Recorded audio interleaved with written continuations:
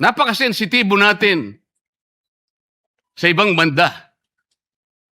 Pero hindi natin nakikita ang ginagawa natin. On the other hand, bakit po hindi nasasagot hanggang ngayon yung tanong ni Senador Risa? Bakit po tayo nagkaganito ngayon, Madam President?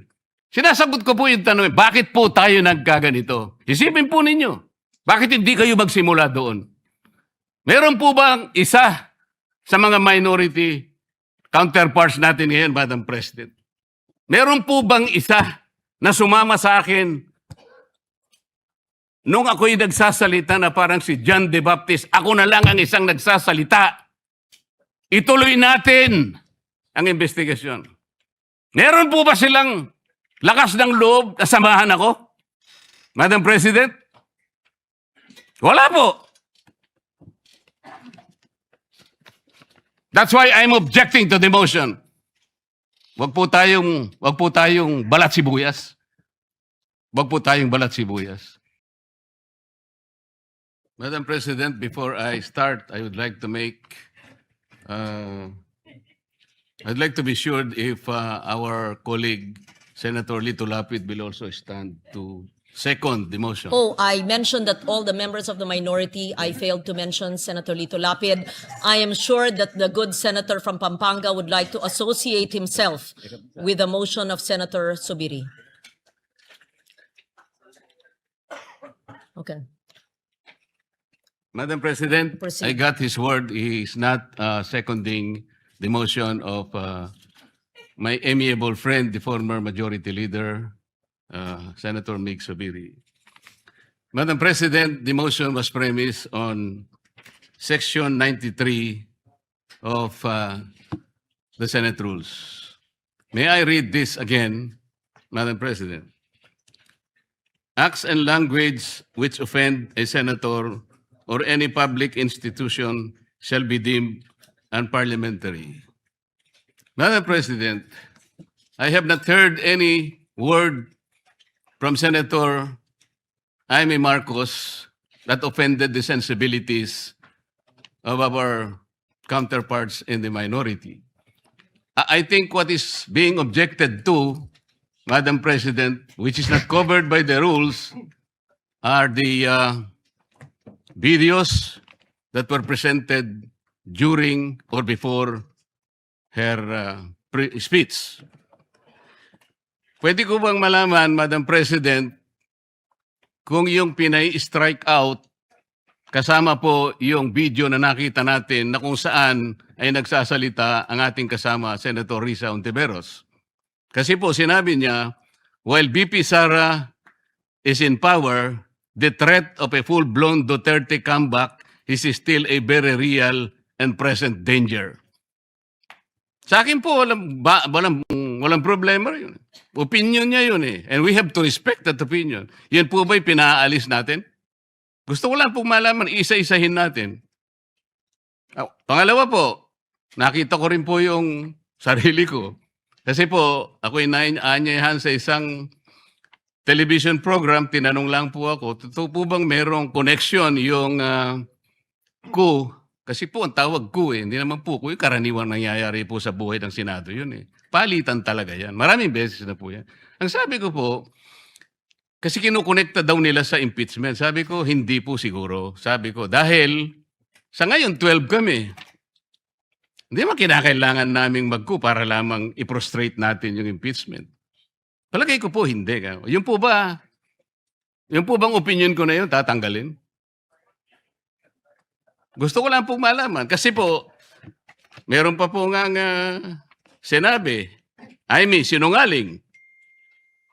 Meron din po nagsabing gano'n eh.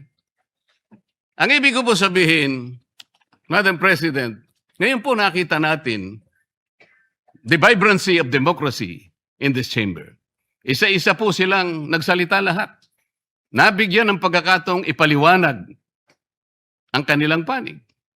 Hindi po ba maganda ngayon na nakita ng taong bayan, nagamit nga lang po yung kanyang presentation. Pero naging daan para mapakinggan ng buong mamamayan.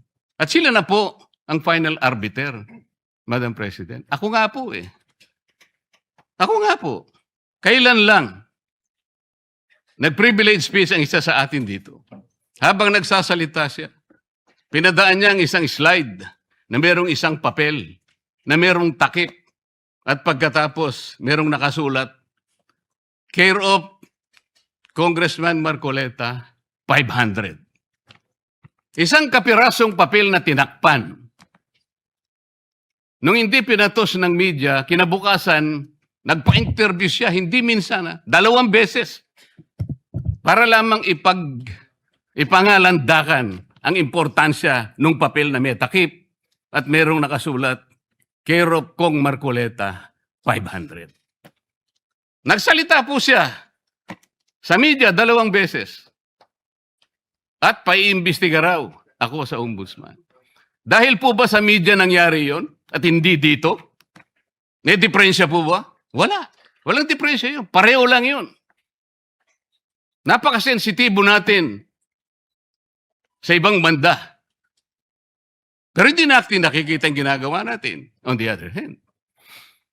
Bakit po hindi nasasagot hanggang ngayon yung tanong ni Senador Risa? Bakit po tayo nagkaganito ngayon, Madam President? Kasi po, napigilan lang akong magtanong. Ngayon ko na po tatanong. Alam po ba ninyo kung bakit tayo nagkaganito, Madam President? Kasi po matagal ko nang sinasabi, 9 na buwan na po ang nakararaan, ngunit ayaw nating ituloy ang pag-iimbestiga sa flood control scandal. Isang pinakamalaking nakawan sa ating bansa. Parang ninakawan ng isang pamilya sa tanghaling tapat at ang mga magnanakaw ay hindi nakamaskara. Nakakurbata lahat. Nakabarong Tagalog.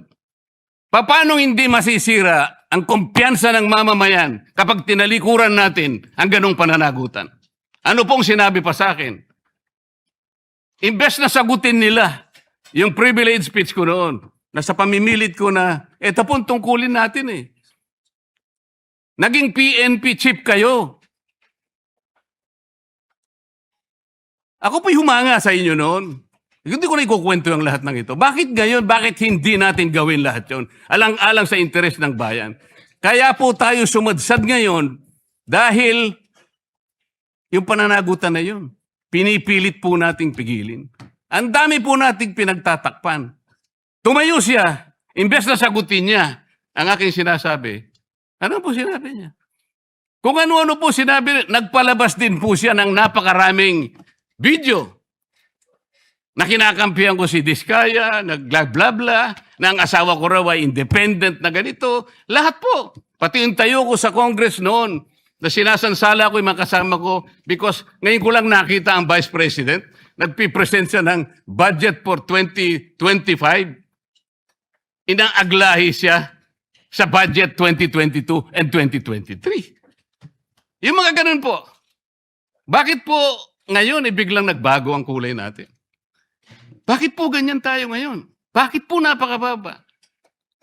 Siguro po, kung may pagkakataon tayo, maring bukas o kang makalawa, makikita po ninyo yung complete video yung nangyari nung Lunes, May 11, 2026. Kung paano, alas 7 pa lang ng umaga, nandito na yung tropa ng NBI na nakipag-coordinate sa opisina ng OSAA. Sapagkat balak pala nilang hulihin ang isang senador. Hindi po ba? Nagkaroon na po ng admission.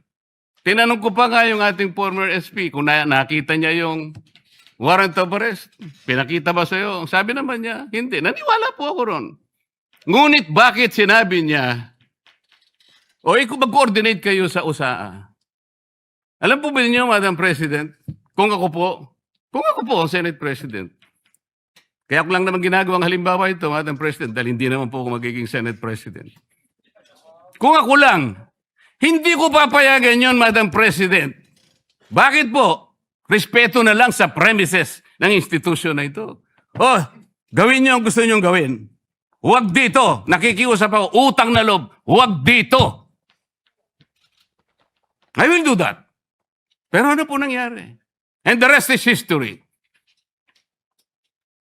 Hinabol po ng hinabol, kamuntik na pong nahulog sa hagdanan ng Senator Bato.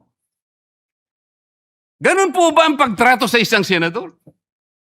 Sinasagot ko po yung tanong, bakit po tayo nagkaganito? Isipin po ninyo, bakit hindi kayo magsimula doon?